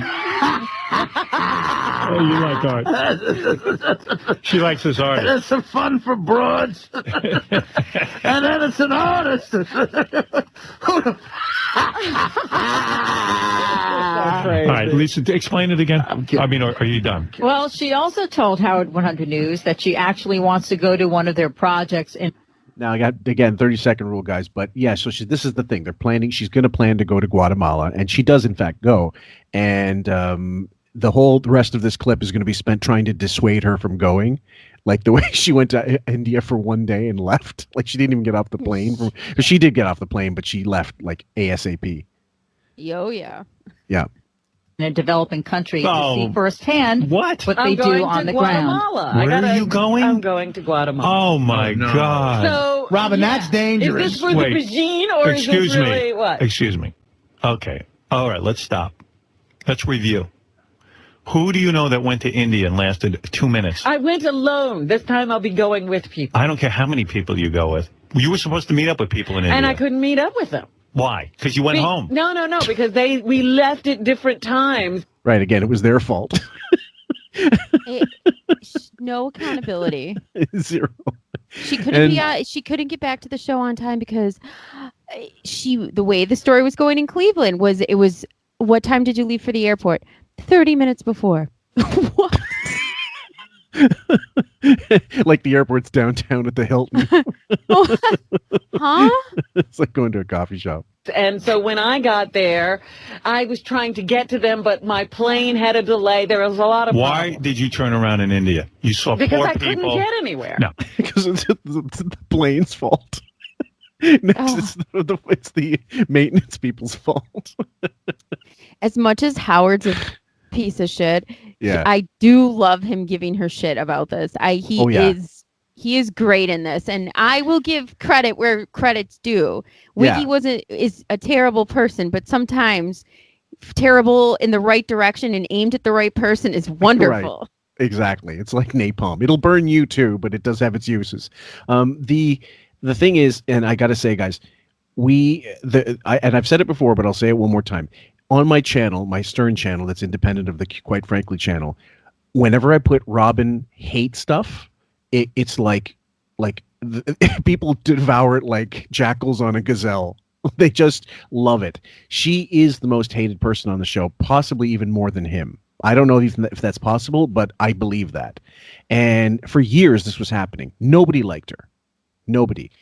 It's funny that you say that because I noticed the most Reddit posts that get interaction usually have to do with Robin's shittiness as a human being or during the show or how she treated people. You will get so many interactions from Reddit people for Robin's awfulness. Well, that's because Howard, as bad as he ever was, he was at least self-deprecating. He was self-deprecating a lot. She never was. She never, ever gives herself shit. And that's not something you would admire in a person, like a lack of humility. She's so wonderful. Exactly. No, that's not the reason. I'm going to refresh your memory. You hated it. I hated it because I was alone and I didn't understand what was going on. I had no help. I didn't know what to eat. I didn't know what to do. No one understands what's going on. What do you think Guatemala? There were roaches crawling across my suitcase. What do you think Guatemala's going to be, my love? I'm prepared. Be careful over there. What are you doing? What are you doing? I'm going to see the world, Howard. Wait a Unlike second. you, I'm going to go. Now, this is something, by the way, everybody, if you've never been to a third world country, and I have, it is a bit of a culture shock in some ways, and some other ways not so much, because, well, people are people all around the world. But to leave in the same fucking day, because you can, because the average person, you make a trip, you're stuck there for the duration of your trip. You got to suck it up, Buttercup. But the idea that she was so fucking entitled that she said, no, I'm flying right back from India, while I understand and I know how dirty it can be there, I would have at least stayed a couple days to just see if I was wrong. My initial impressions were wrong. Okay, so she's saying she's lying and saying it's because the people she was supposed to meet there weren't there and she didn't know what to do, which that doesn't surprise me because from what we know about Robin. I didn't know what to eat. There wasn't a Friendlies there. She didn't research anything. She just decided, do you know what I mean? Like, at least watching, I don't know, like, even if you watch, like, Anthony Bourdain's show, you can kind of get a little gist of what the world's like that's not America. Come on. Right. Now, mind you, think? This was at a time when those documentaries were fewer and far between, but still, you could have easily researched this and found out, okay, what do you think a third world country looks like in general? Well, everything's, and they don't even use that designation anymore. I'm sorry, people, for using that. Developing country, I suppose I should say. But I've been to Cambodia, and the level of poverty in that country is like nothing you've ever seen. And then it really is. So you have to adjust. All of a sudden, it's an adjusted scale of what your mind tells you. You have to start rationalizing some things, and you make sense of it. The idea of that she wants to go to Guatemala to see stuff, I think is admirable in a way, if I thought that she was actually going to get anything out of it. And Howard is actually kind of despicable because he doesn't leave his fucking room. I admire people who like to travel. I do like that about that. But do you think she's doing this Guatemala trip because she knows it looks so obvious of the grift and the, hand washing hand with Brendan Murphy? Do you think she's like, well, no, I am not just doing this charity to get fucked by some shitty artist. I'm going to Guatemala. See? Well, there's probably something to that. I think she wanted to, shit or get off the pot and say, like, if you really want to know about this, you got to go there and see it. And if people told her, I think also she'd be gullible enough to say, yeah, I can go. I should go. Instead of saying, no, I could research this, not go, and understand that the sources I've used are legit and this is happening and not have to go. Right. But at the same time, like, I give her credit for if her heart was in the right place and she said, I want to see it for myself. I want to see what good is being done with the money, what's going there. I mean, would you see it if you went for 2 weeks? Maybe, maybe not. It depends. Where did you go? She was very insulated when she went there. She was protected, basically. So I don't know that she got to see what she was supposed to in the end. She tweeted a lot about stuff she did and, tried to make it sound the best she could so she wasn't completely taunted. I mean, she did get, we'll see. She had a bubble. She had a bubble around her. Confront it. And what is this again? For girls? Yes. What are you going to do for the girls? Give them an education. You're going to educate girls. Not me, personally. So why do you need to go to Guatemala? I want to see the projects that they do. I want to know what goes on. I want to see people who've been through this and what happened in their lives Let me as a explain result something of to you. Let me explain something to you, because you need guidance. You didn't have guidance. Here we go again. Well, how do people get there if they don't listen to you? Listen to me. Okay, so that's what she's claiming is she's going to do. She's going to do exactly what I said. See what projects are being taken care of. See what results lead from this charity. See if that it's actually a legit thing. And it's United Nations, but you never know where the money gets funneled to in the end. So anyway, now it gets started in earnest. Do you know I give to various cancer organizations every year? I give to charity. So? Do you know that? I've never told you that before. No. So listen to me. Do you think I have to go down to Sloan Kettering in order to understand why I donate to them? In my opinion, if you've never heard of it, it's because he doesn't do it. It's bullshit. Because he doesn't stop crowing about things he does. Well, okay, so he just said various cancer charities, and now he's talking about Sloan Kettering. So, okay, so you donate to Sloan Kettering. That's what you're saying. Yeah, for the first time ever. Okay. On the show. And then he's like, well, do you think I need to go down there? Well, maybe you should. I'm sure people like you who have cancer. I'm sure your body will remind them of what their body used to be like. Well, you know what I mean, though? Like, why? You're a popular radio show host who I'm sure a lot of people back then thought he was beloved to a point. Yeah. I'm sure that they would be thrilled if he sat with them for 5 minutes. I love to see when celebs, like especially the Marvel guys, they go in dressed like Gal Gadot went in as Wonder Woman to a children's hospital. Johnny Depp went in as Pirates of the Captain Jack Sparrow to a kids hospital, or to I love when they do that stuff. And it's photo op, yeah, okay, absolutely, but it is them doing it. The whole point is that they are there doing it. Whether it seems like a opportunistic photo op to make them look like, the whole point is they are there. Howard, you don't see him doing charity anywhere. He just gives lip service at these fucking North Shore Animal bullshit things, which, I'm sorry, people care about cats and dogs. I get all that. I don't have a problem with that. It's just that you'd think if you're a real humanitarian, you do human charities as well. Yeah, I don't understand. I mean, he thinks he deserves after those galas, if he gets up and talks for 5 minutes, Beth calls in and, oh, honey, you did such a good job on that. You wouldn't believe, Robin, the speech he gave her. That's like, what? Exactly. Yeah. Good. Great. Let me ask you something. Why do should I go visit Sloan Kettering? Look, yes, you should go visit Sloan Why? Kettering to see where your money's going. Yeah. I don't want to. I know what they're doing. You. I want. You're going to fly into Guatemala. Yeah. You're going to freak out. Yes. You're going to freak out. It's as bad as India. Yes. I want to go. I want to get into one of those khaki outfits with. Okay, and she does a blog, by the way, guys. I don't know if you can, maybe on the Wayback Machine you can see them, but on the show they'll play some of her video, like her audio blogs. She recorded herself reporting on stuff, like she was Anderson Cooper or something in Somalia. She was, I don't know. I guess you could take it one way or the other. Maybe her heart was in the right place when she was doing it. And like I said, at least she made the trip over there. Wiggy wouldn't go there if you fucking paid him $20 million.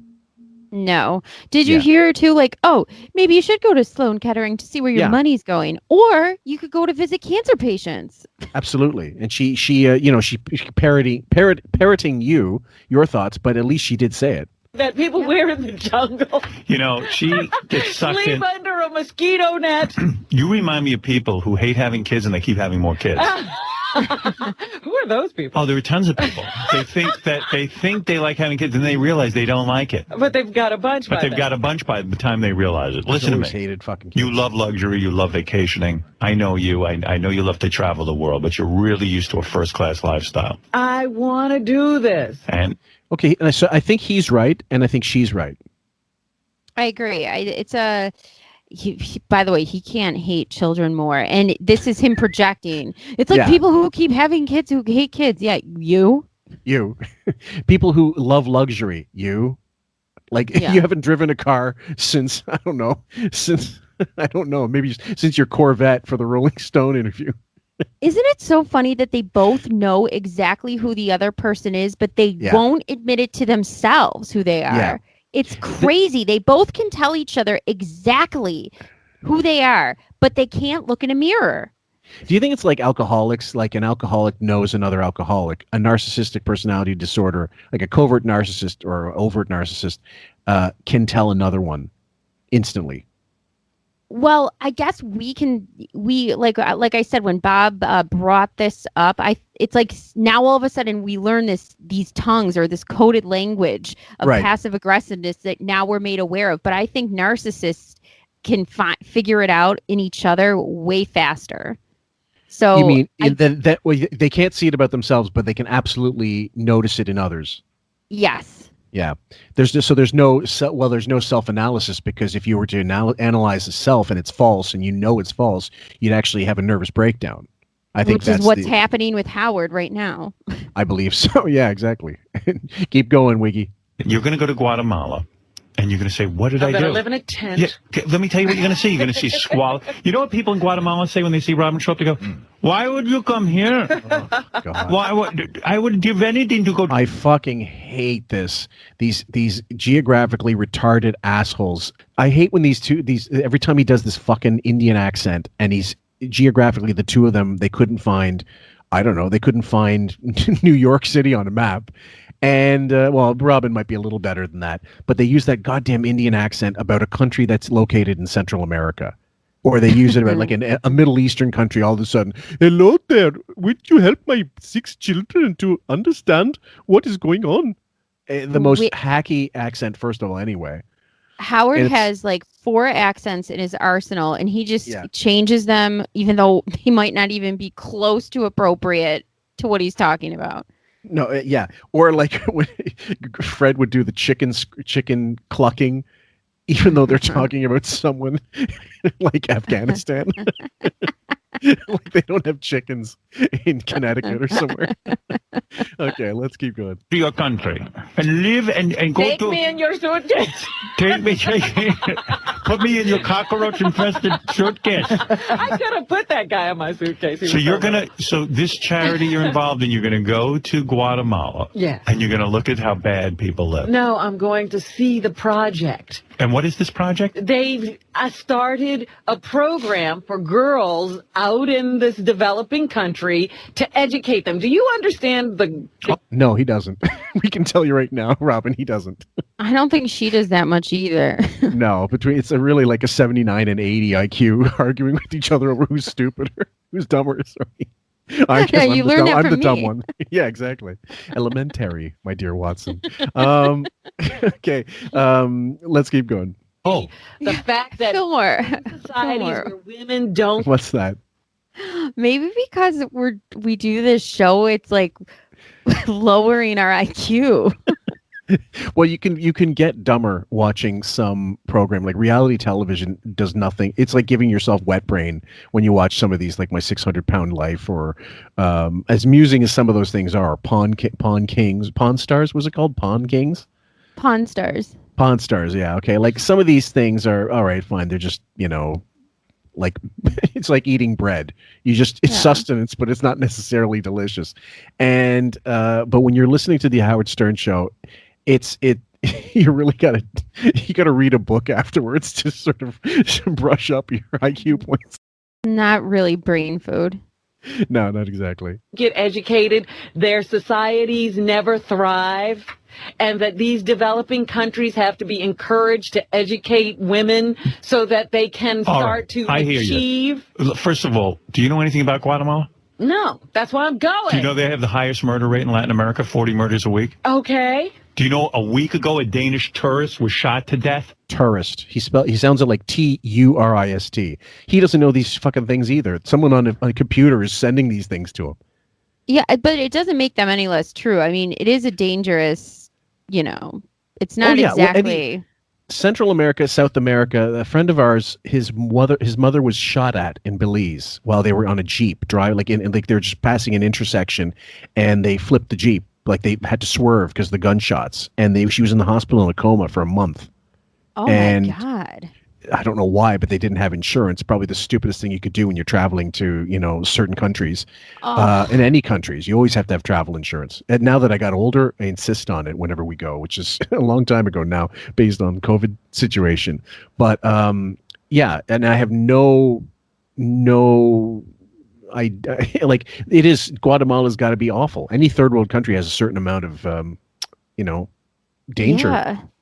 Any first world country, according to what I'm seeing these days. Go ahead. Oh, Portland. So also too, Robin, the way she's selling this charity. So no wonder why everything she does fails.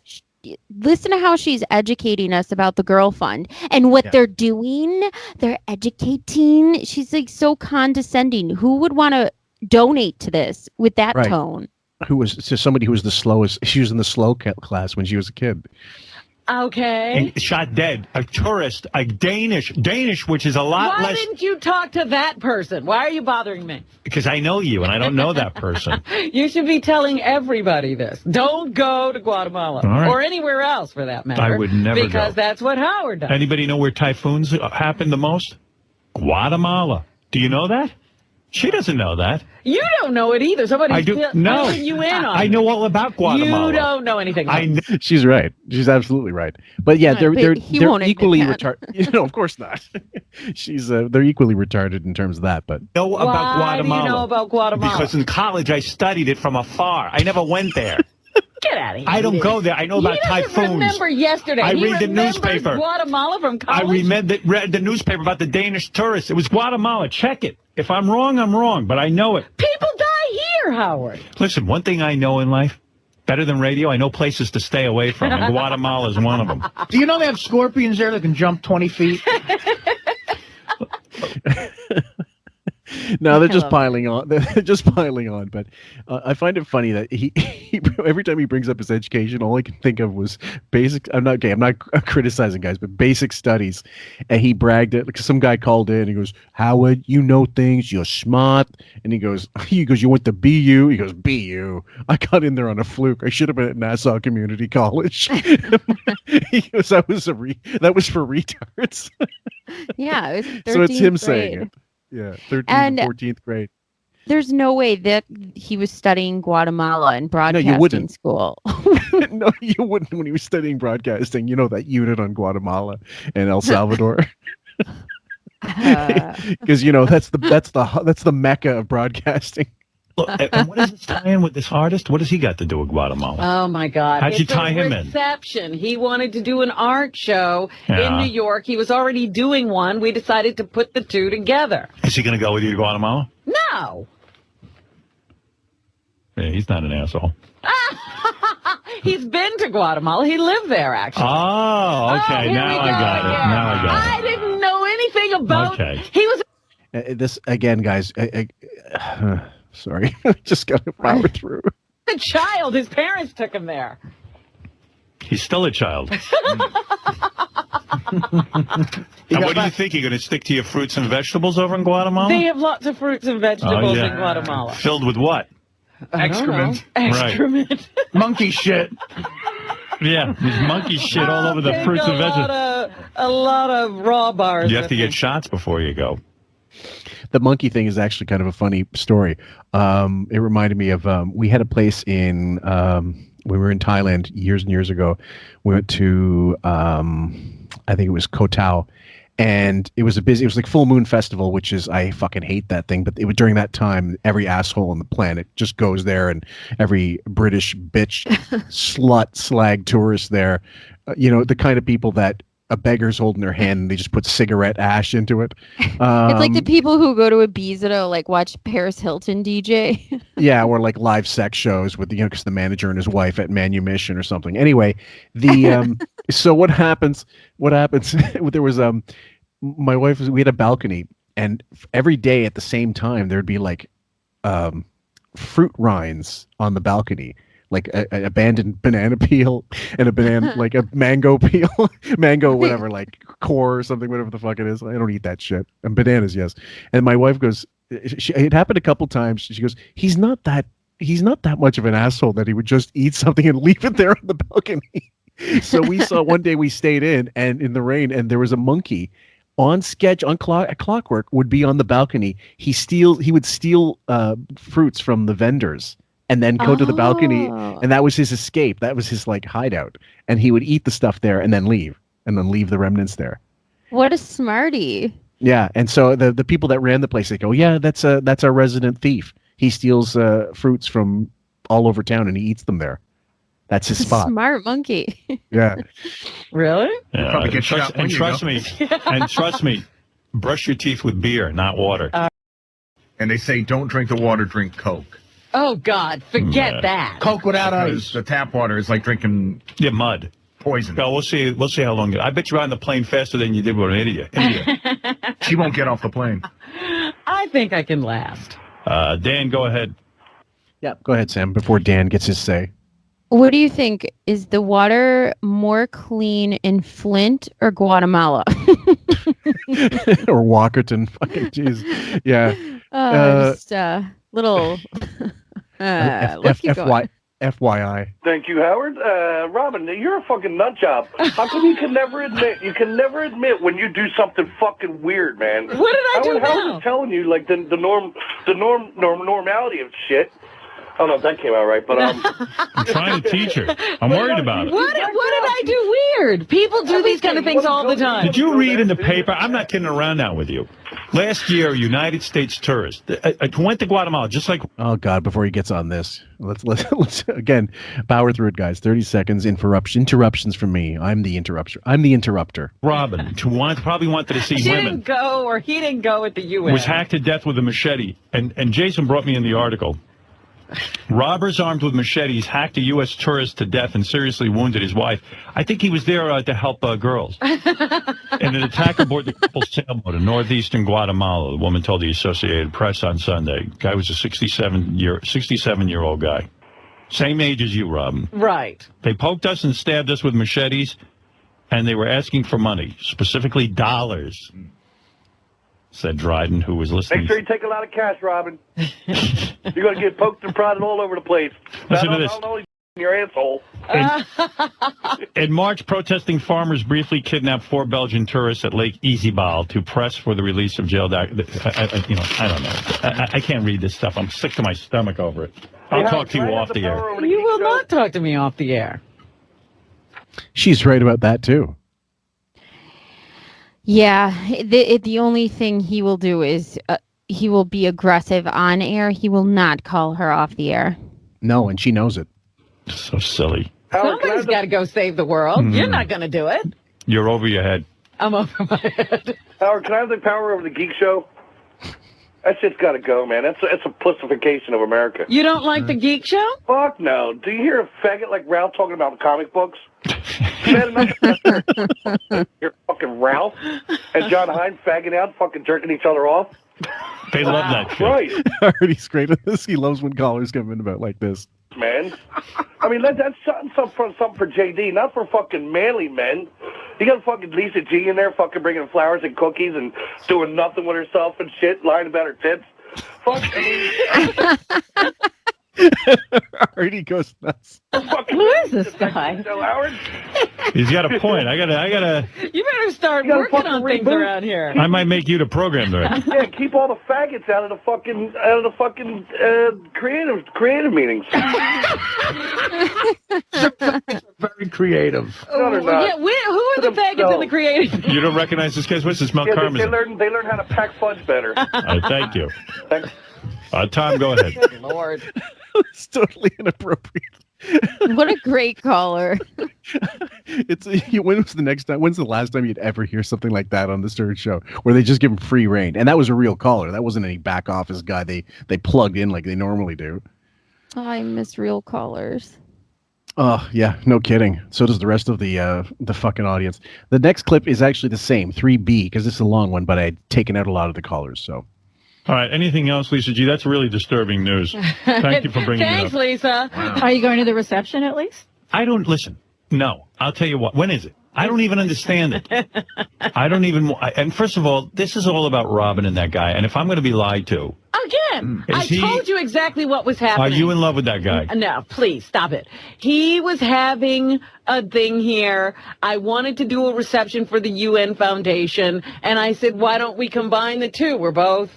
Do you believe she came up with it, or do you think he did? Brendan, I mean. I think she probably said, "Oh, well, I'm doing this thing. I'll probably sell much more if you do it with me."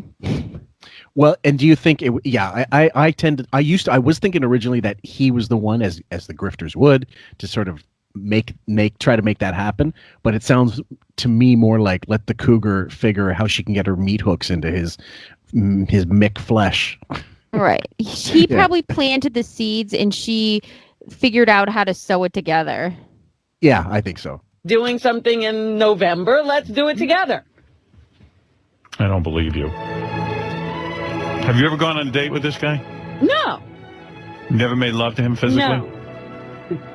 You've never kissed him? You've never... I kissed him hello, goodbye. But never had a French kiss? No. Are you telling the truth? Yes. Why are you those smiling and laughing? You're asking me these crazy questions. No, because I'm right. She... Why are you lying to me? I'm not lying. Why are you embarrassed? He's a good-looking guy. I give you that. I'm not Yeah, well, Howard would be the first to notice if a guy was good-looking or not. Always, but Yeah. she's totally giddy. Yeah. Yeah, that's a Robin tell. I don't He has like him. he has his own tells. She has hers. Embarrassed about anything. I'm telling you the truth. I don't believe you. right. I don't know what you're doing. I told you what I'm doing. I'm having a reception for the UN Foundation's Girl Fund. When is That's it? all Now I I'm got to doing. go to this. When is that? It's Wednesday. What Wednesday? This Wednesday? This Wednesday. What time? 6 to 9. Oh, shit. Wednesday I'm out on Long Island. I know. Or is he going? It's really the Hamptons. But again, I didn't realize this, but back then, I'm in Long Island. He doesn't want to say the Hamptons. He wants to say Long Island to make it less like hoity-toity. Oh yeah, that's so true. I never thought about that. Wait a minute. So he can't go 6 to 9 just to look at some art and learn about the girl fund? Jesus, how long do you want people to get held hostage? Well, not only that. Well, but the thing is, he's done. That means I understand why he would be pissed off, because he works from. So they're up there. He's there 5 o'clock or whatever, 5:30. Let's say he just walks in and sits his ass down and does whatever ritual, and then he's done at 11. But he has to stick around town for another 6 hours before it even gets started, and no one's going to be there on time. So you actually have to stay 6-7 hours in town to kill time to be there for 1 fucking hour. I wouldn't go either. Yeah, and then you got to drive out to the Hamptons afterwards. But not only that, but then you're going to be, and then anyway, it just screws up your day. I as a friend, I might do it, but knowing him, there's no fucking way. If you did it in his driveway, he wouldn't attend. Know that, and I was going to come to you privately and talk to you about it. Why would you do that on a Wednesday? I got to go support this thing now. How am I going to get the fuck over there? Don't worry, guys. He doesn't. Yeah, or what? Give me a scale of 1 to. Do I need to be there? I would talk to you about it off the air, which Come was on. what I was Don't. planning to do. Just tell me on the air. I don't want. I'm talking to you after. I don't think I'm going. You've screamed at me about Guatemala. Can they do? Isn't that amazing? She knows. I got it. He just said it. I got to do it on the air. They got Everything's each on other the air. pegged. Yeah, completely. It's amazing. I didn't even this aspect of it didn't even enter into my mind. Henry, can you hear? Henry, I can't. Are you so mad that Robin's yelling in my ears? Put on Long Island. Can we move the location of it? I will put it in your car. How about? Yeah, if you could do it in my car. You want me to send a check? How much you need? It's not a fundraiser. I would donate. What's that much? Meet and greet to learn about the I don't want to learn. good works of the girl fund. Oh, in that case. True words were never spoke. I don't want to learn. I don't want to know. Don't bother me. Why is this thing going on? Fuck you. He's so mad she's getting involved. Yeah, he's absolutely. so mad.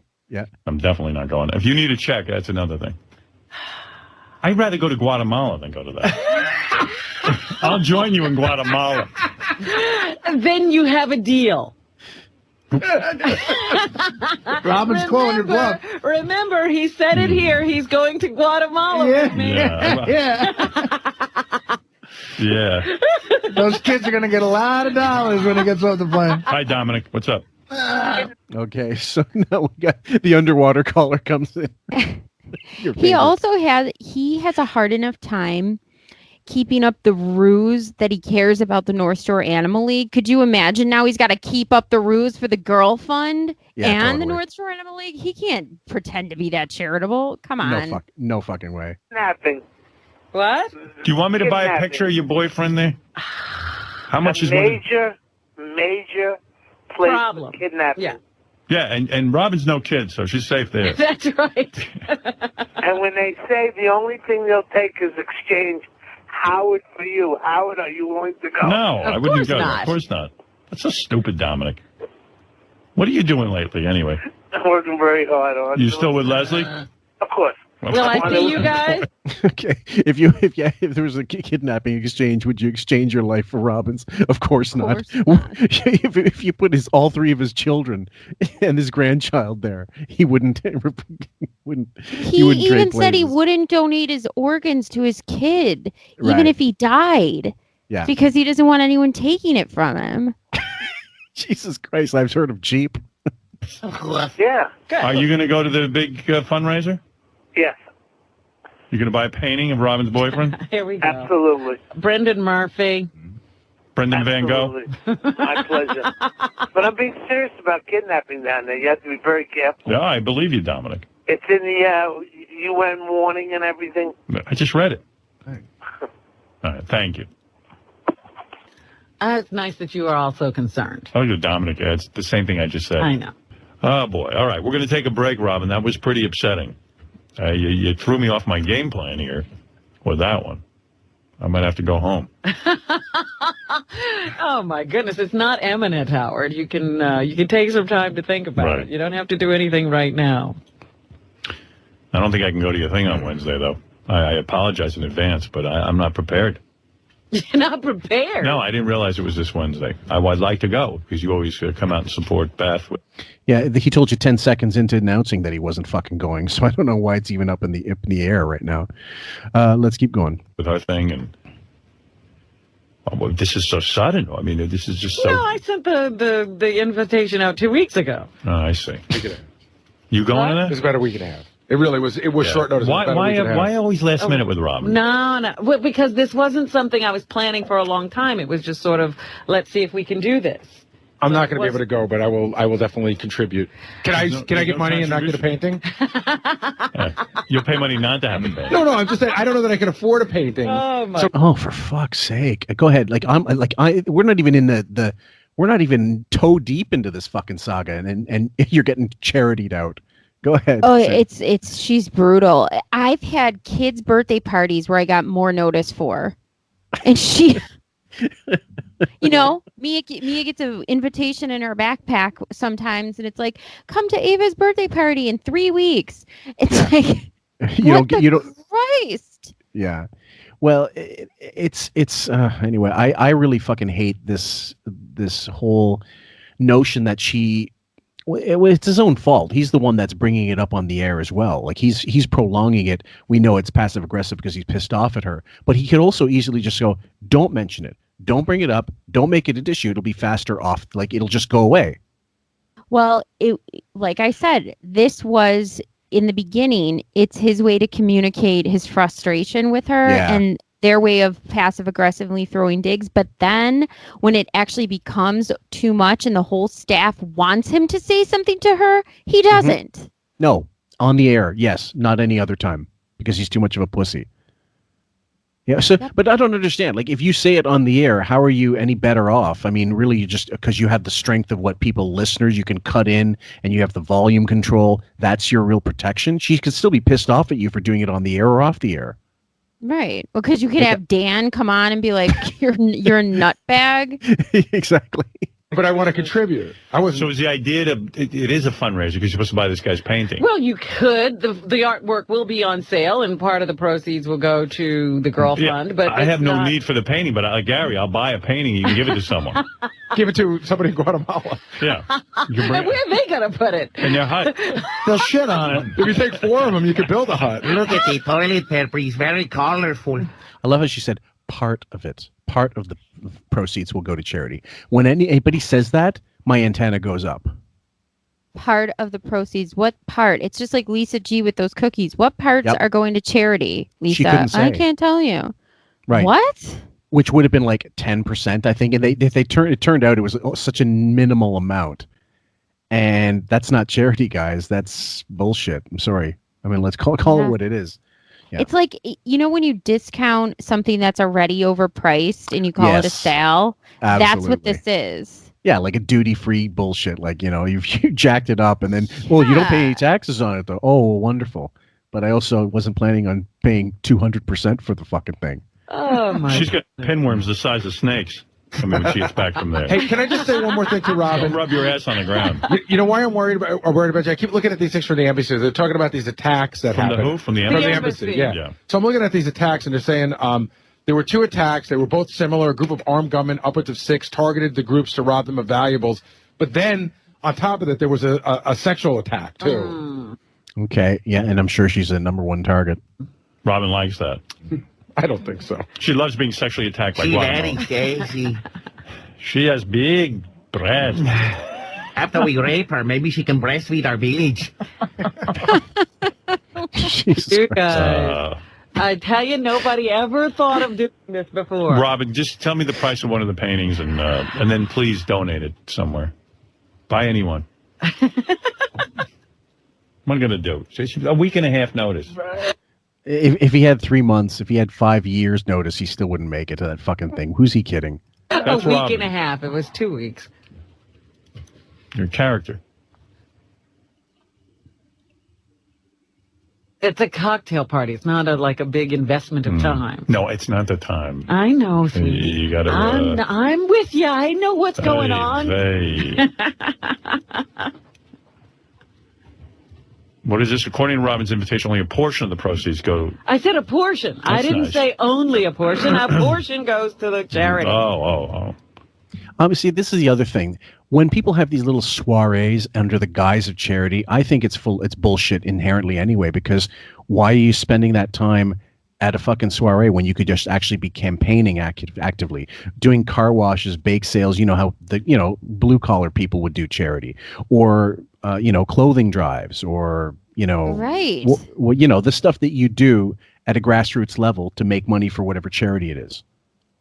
This seems so bogus. It's unbelievable. So we're going to have, and it's not even specifying what exactly it is going to be building or doing for education for girls at all.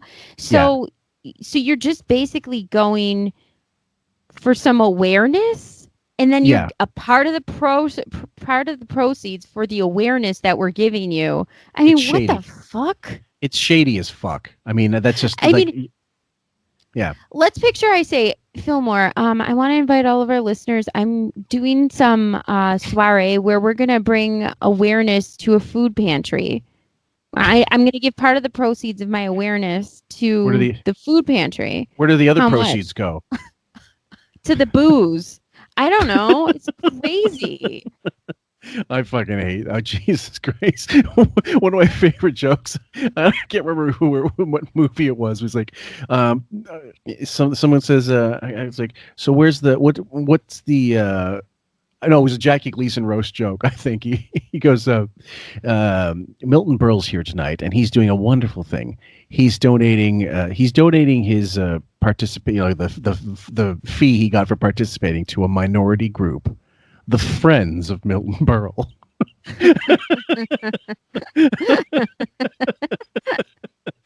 Shit. Numbers? Any numbers? Like half? Somewhere around there. Hey, listen. Somewhere around there. Somewhere around there. If you're in charge of a fucking charity, you need to know to the fucking letter how much. You need to have a tax number. You have to have, all the jigs and reels. Make sure you know exactly what's going where, what's going and getting appropriated. And if you're fucking in charge of it, you need to know how much the fucking paper cups are costing, everything. You have to have full transparency. Otherwise, you get yourself in major shit. The people T-Par is one of the guys that was graciously, I mentioned him on the first episode. He looked into the financials, and the Mildred Stern guy, according to T-Par, Mildred Stern did a lot of the legwork, and there's not much more than that. But in terms of like lack of transparency, so as it was just it really was a huge bullshit thing to draw attention to make herself feel important. And anyway, it's a lot of these charities like North Shore Animal League. Like, you find out these CEOs who don't do dick shit make these huge salaries for what? Like mid six figures for what? For wine and cheese galas where ABBA Gold plays for fuck. Or the Bee Gees Gold or whatever it was. Oh, or Belinda Carlisle is going to get out of her wheelchair to perform. Mark make them too. Sure. I mean, he's a struggling guy. Right? I mean, that's not a lucrative field. This is a very nice thing for him to do. What kind of painting again? Was he painting fruit? I saw something very blue and yellow. That was on the invitation. Did you see the invitation? One of his paintings. I tell you, Robin, your invitation, I couldn't follow. I didn't know what you were doing. God, you got to shit all over it, and he will. Where? Really? It was very involved. Just say, I need you to be here at this time. That's the invitation. With an explanation. I didn't know what I didn't work on the wording, and it doesn't say that much, Howard. She's getting no responsibility. I just was going to say it's never her fault. What about the invitation? It's fine. I didn't do it.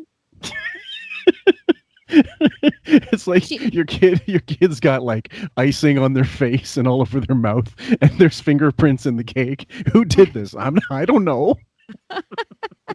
I know it's Brendan Murphy's painting, but I didn't do the wording. Yeah, Looking at it. I didn't know what was going on.